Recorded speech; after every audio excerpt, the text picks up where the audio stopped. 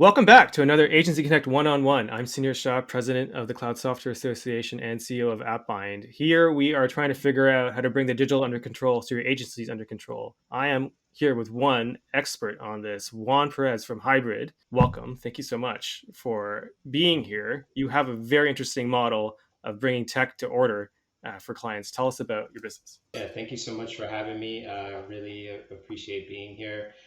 We are HighBrid Media. We're actually based in Brooklyn, New York. Actually, started out as, believe it or not, as an outdoor advertising company. We can Yeah. certainly have a conversation about that at another time as how we've kind of gotten to where we are today. But we are, yes, we manage tech, but we have a pretty interesting angle in the type of customers that we service, specifically those that are looking to target multicultural markets. Obviously, emerging markets are as well. So one of the things that I really appreciated about your site and the way you position yourselves, this matters. Like a lot of clients, a lot of agencies just list all the things they do: SEO, SEM, PPC, whatever. I mean, those are great for you. That's your resume, maybe. Those are your technical skills. But clients don't care about what you can do. They don't care if a plumber knows how to weld. They care about their leaky basement. And you've positioned yourself more to your clients.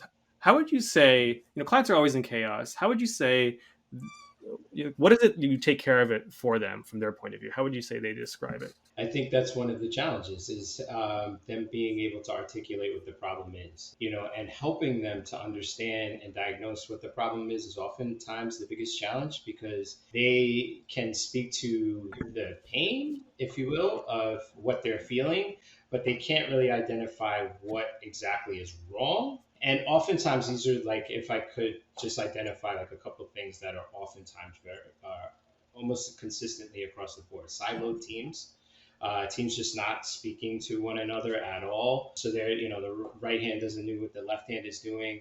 Sometimes they're using different technologies that don't actually integrate with one another. So just real quick story. I had a client that actually a client to this day that thought that they had 200,000 contacts in their database. The reason why I thought they had 200,000 contacts in the database was because they had 12 teams that were all speaking to the same people, and they had spreadsheets that amounted to 200,000 contacts. But when all integrated together, they realized it was more like 20,000 contacts, which is a far cry from 200,000. But there was so much overlap, and what they realized was that they were over communicating with these contacts that they were reaching out to, and quite honestly pissing people off. So the next thing came, well, why are all these people unsubscribing? Well, Dodo, the reason why they're unsubscribing is because you contacted them, then your colleague who's in the very next room contacted them 5 minutes later. So that's one of the major issues with siloed teams. And then sort of like there's a lack of like an overall just general lack of accountability as far as the technology is concerned. There's no one in charge of that technology, driving it and managing it to say, and usually there's a crew of people that are really on board, really invested in the technology and want to see it be successful, but it has to be at the top level. It has to be at the management level. There has to be buy-in. And they, a lot of the managers will say, and I don't, I try not to be ageist about it, but those people who are more seasoned within the industry or within the organization will say, yeah, this is great. You go ahead and run with it, but they're not buying in themselves, and that's a major issue. That's so interesting. Like there's a law called Conway's law. It's a coding. I'm a computer scientist. Secretly, I'm a computer scientist, and I only end up in marketing through a series of unfortunate life decisions, as I like to say. So there's a thing called Conway's law that says the architecture of a system reflects the organization's architecture, meaning how because people communicate or don't communicate, and the system is designed around it. And so often, my experience, clients only come to us agencies when there is chaos internally, and they know that they know there's chaos, right? And they can't resolve it because for whatever reason, they can't rely on the organization. They either lack capacity, capability, or trust internally, and they have to come to you, which is always awkward, always awkward. And this is where I learned actually the best sales pitch I had when I was consulting was I take my principal aside, like the my client conjugate aside after the meeting where I met everybody, and it's like, So here's the basic thing. You're freaking out. I mean, we're all freaking out. All clients are anxious all the time.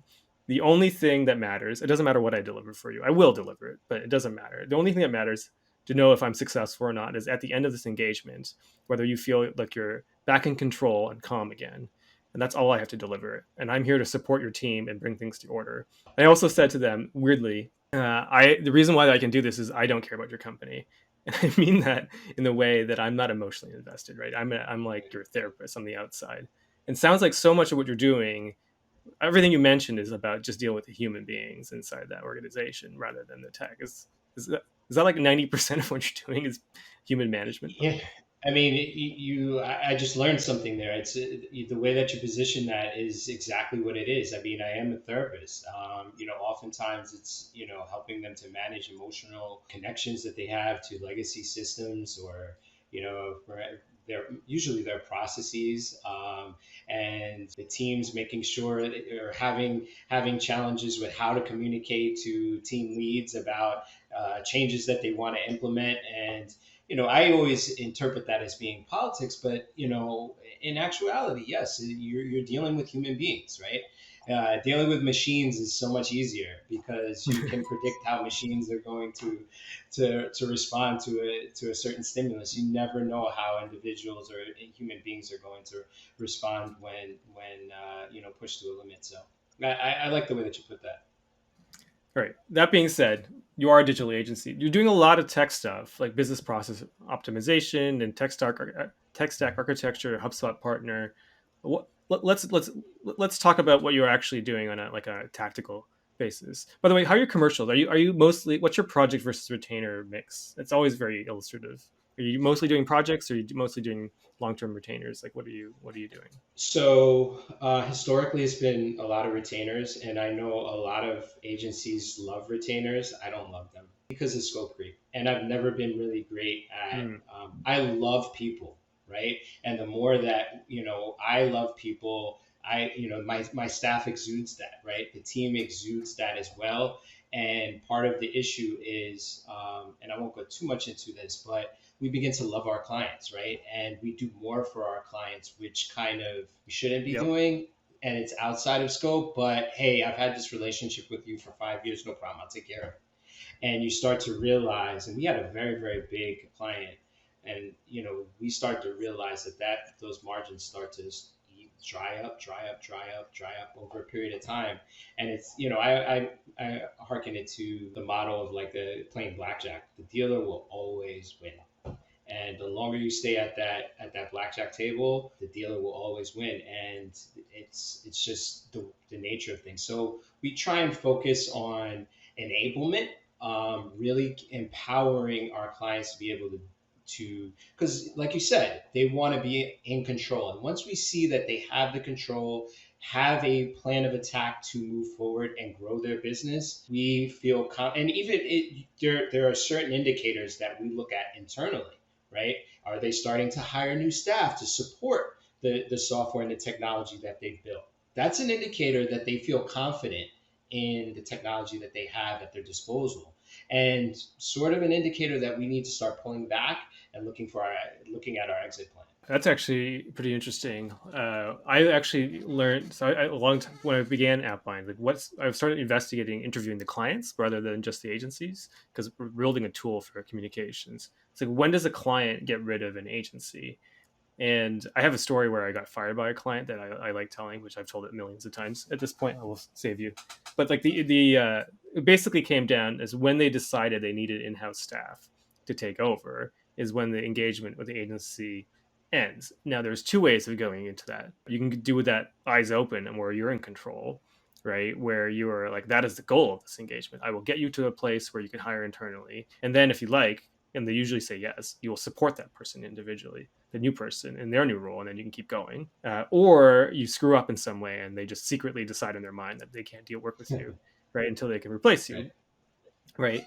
And that's because of the loss of trust and fear. So how long are your normal client engagements? Like, how many months or years do you usually keep your clients? Historically, some of our largest clients, and it's always been the larger clients that have been around with us the longest period of time. 3 years has probably always been like the longest period of time. But our engagements, we always try and onboard, right? Usually we try and keep that within a 90-day period, and then probably give them 6 months of support to a year or to a full year. So our average is anywhere between 9 months and 12 months. Also because we also want, we are a HubSpot reseller, so we want to make sure that they're successful in their renewal. So in that renewal, making sure that they're successful, they have all the tools, they have all their questions answered, and really confident using the platform to be able to help grow their business. Okay, well, that's a good segue to the next question. So so you're doing these.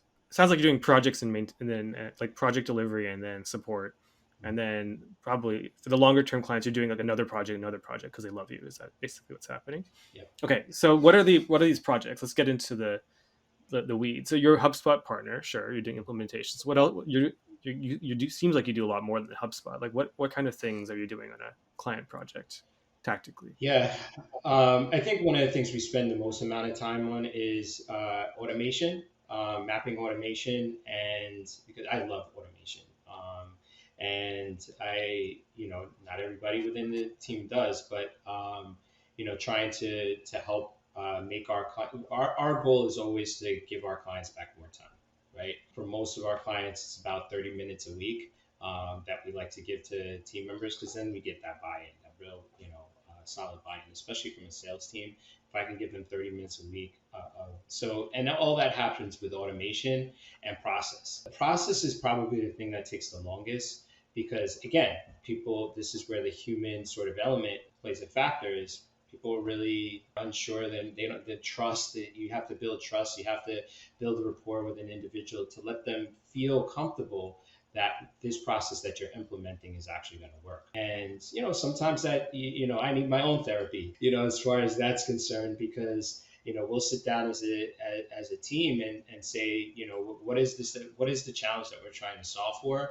And will this process actually work? Especially when we're doing things new or solving for a challenge that we haven't yet solved for. Oftentimes we're using different elements of we're not inventing anything. Right? We're just taking certain elements from other projects that have worked before, other challenges that we've solved for, and we're combining them to make them work for the specific use case that our client has. But, there's always uncertainty there. And that uncertainty and excitement is really what drives us. We like to say that we're not know-it-alls, but we're learn-it-alls. So always looking for a different solution. And every time we solve for something that we've never solved for before, I feel like we're a little bit smarter. So this is another like one of those things. That is one of those questions that help you that categorizes agencies. There's no wrong answer, but I'm always interested. So one of the things you say, you love your clients too much, you do too much, you could do like lots of work. So there are kind of agencies that are bespoke agencies who do custom build outs every time. They're all like you sound like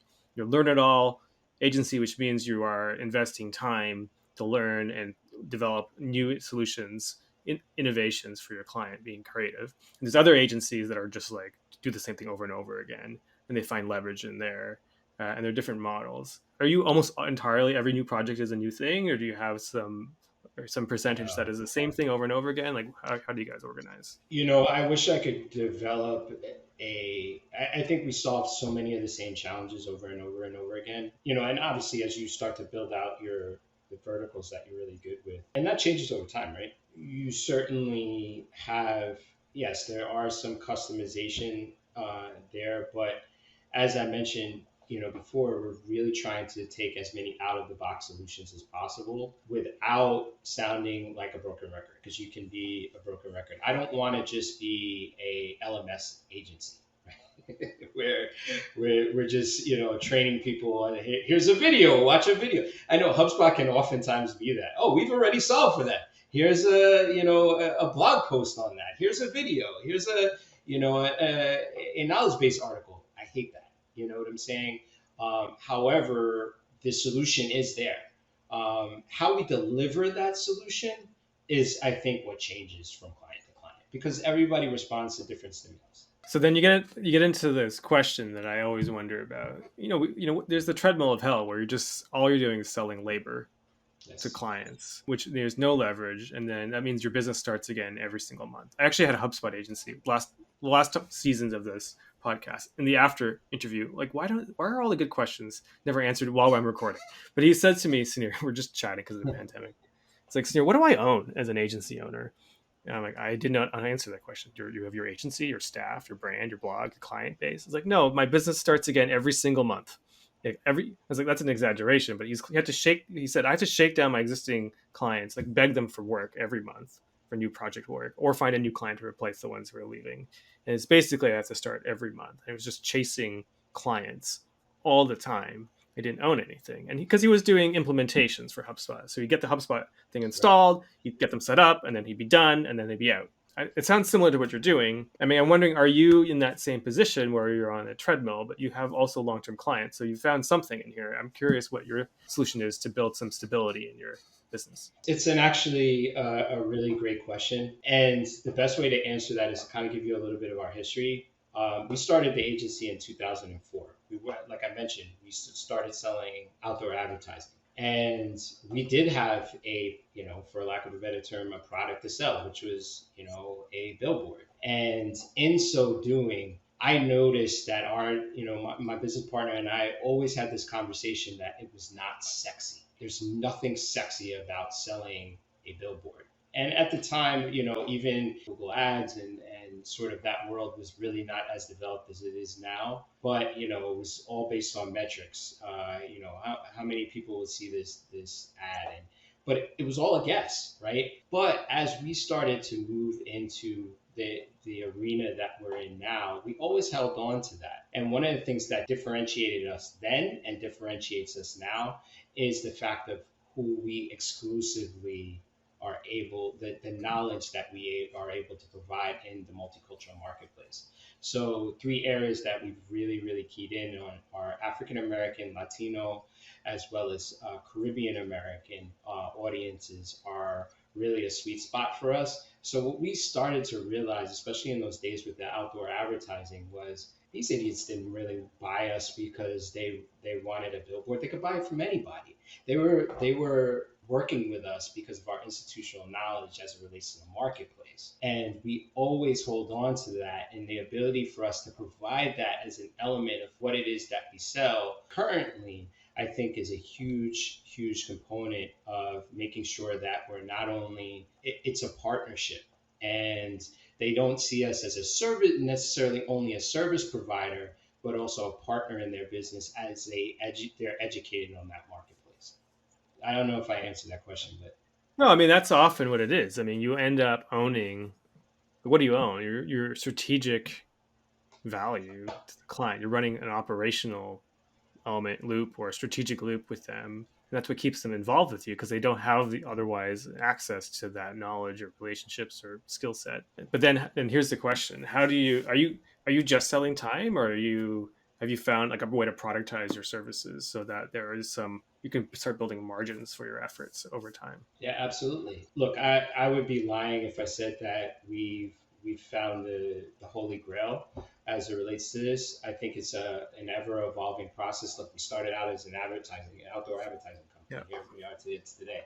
I think any business that isn't sort of pliable and sort of responding to what's happening out there in the marketplace probably died during the pandemic, right? I think as far as we're concerned, I think it's about, again, going back to that learn it all mindset, is how do we learn from every, yes, even if it's an out of the box, off the shelf solution that we're offering someone, let's say, like for instance, a HubSpot implementation. I think that HubSpot implementations are the driest thing ever, right?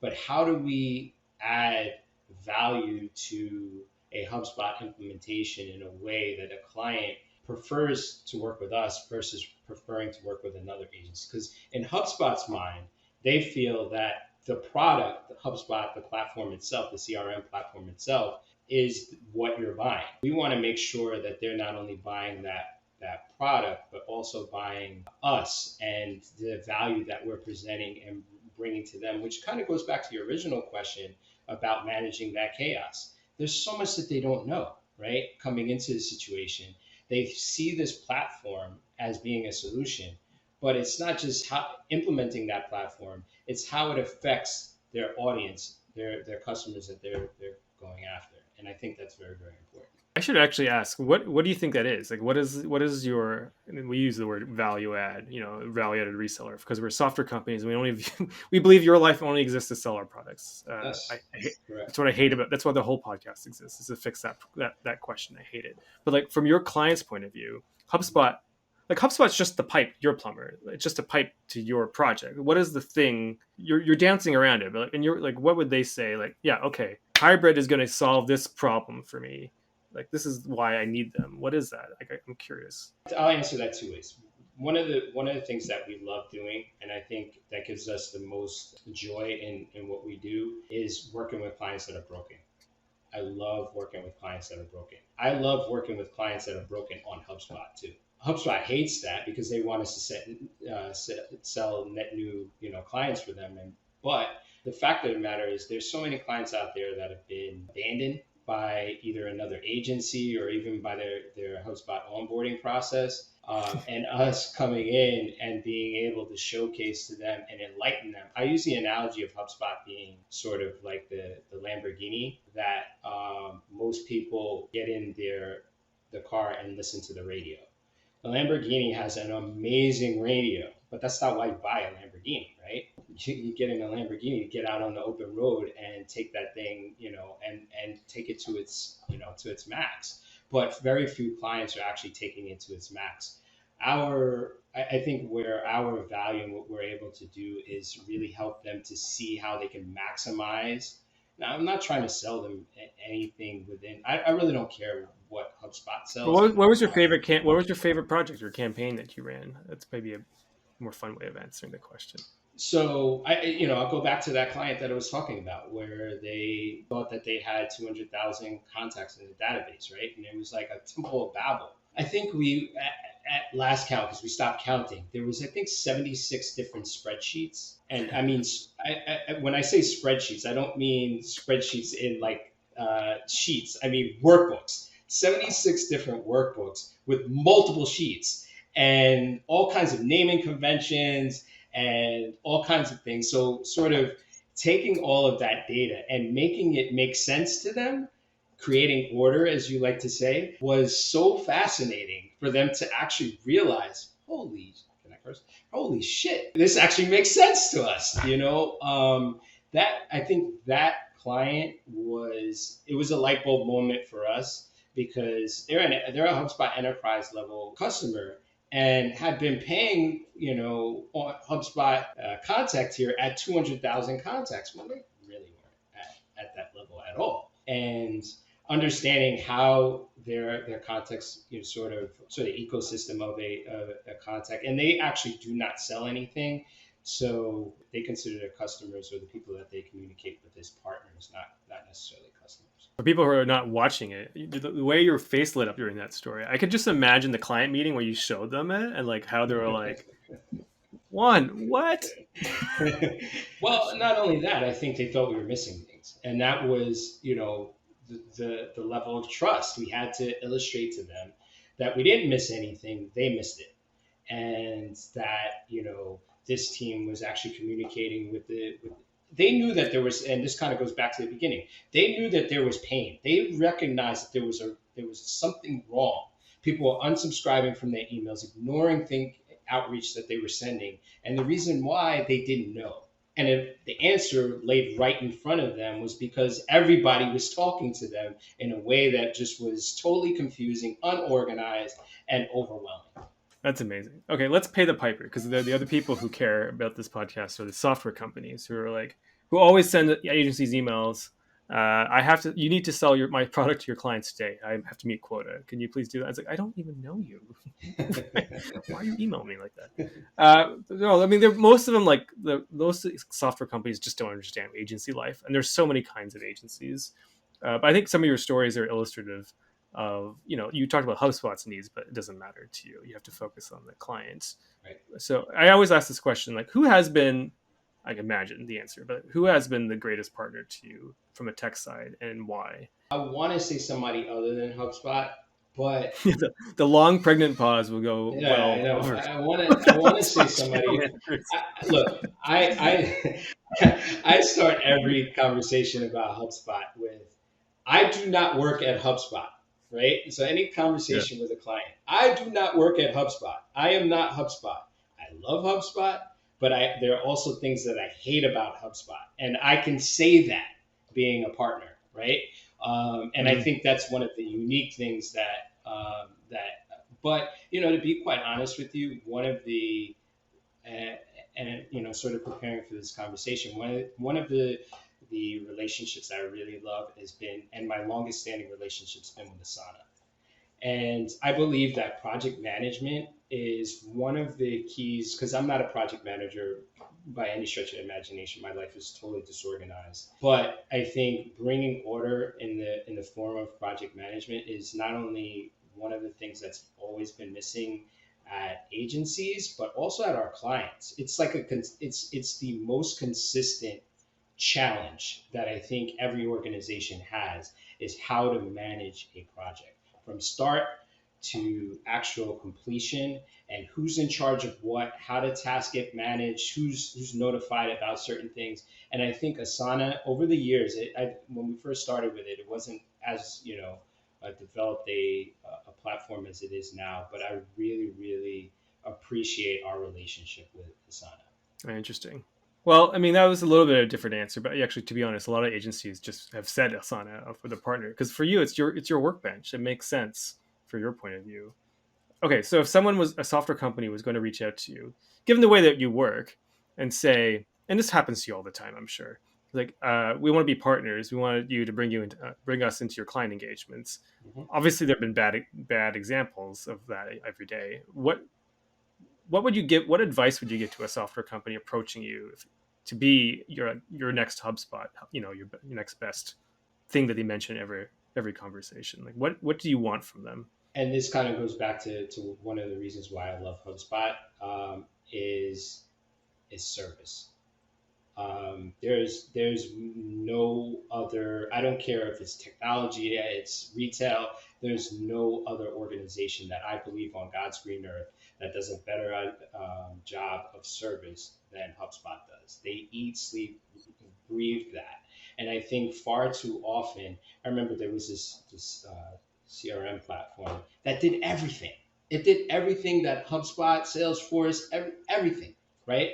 But it was so complicated to actually get service, to ask a question, to figure out, how to learn or train up on a particular feature, a new feature that was. And I think one of the benefits to especially a partner is being able to train up your team on new innovations, staying abreast of the technology, so that from start to 0 to 60, we can get up and running and ahead, so that we can now introduce this new innovation to our client at breakneck speed. And I feel that far too many software providers fall short on that. Yeah, it's interesting. Are there any other software partnerships that your programs that you're in? I'm just curious. Sometimes there are. I mean, obviously Zoom is a huge partner with us. I hate I hated Zoom for a number of reasons prior to the pandemic, but I think that our clients certainly can appreciate Zoom. There are some other smaller ones that we love. There's actually a partnership that I have with a two-way communications integration called Simply. Oh, yeah. And are you familiar? I don't know. I absolutely love Simply. It's not the most, the developed, user experience, but I absolutely love the product that they provide. It's exactly that. It's simple, and it's my clients jump on it. They get it. They understand it, and they're off and running in no time.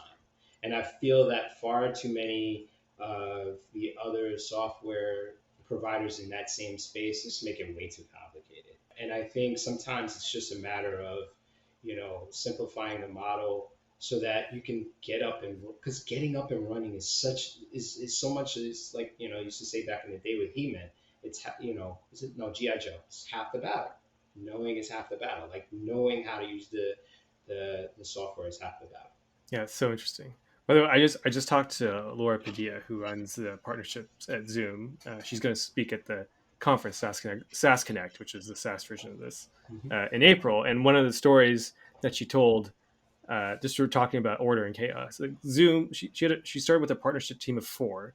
I hope I'm not telling tales out of school, but obviously Zoom held up the world during the pandemic, right? Can you Hmm. imagine what the pressure they were under internally? Yeah. And like she was like, people were mad at her and all this, and she had to like hold up her team, right? Because they were like they had a mission, or they went from commercial oriented to mission oriented in Zoom, right? The emotions were raw, while they scaled up and had to keep up the stuff. It's always important to remember, the technology is underneath it all, but it's just a bunch of people working People. together Yeah. and to treat each other similarly with respect and dignity.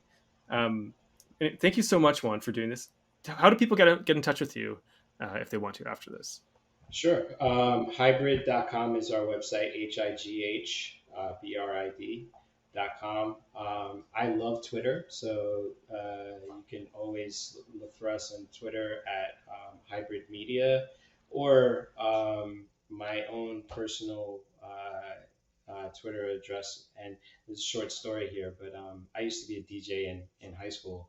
And because my name is like one of the most common names in the world, I can never find an actual social media handle. So I just always use my DJ name from high school, which is Ski Stylus. So if you ever wonder why that's my handles on everything, it's SKEESTYLUS. I was wondering about that. Thank you for that story. You do look like a high school DJ. I'm not going to lie to you.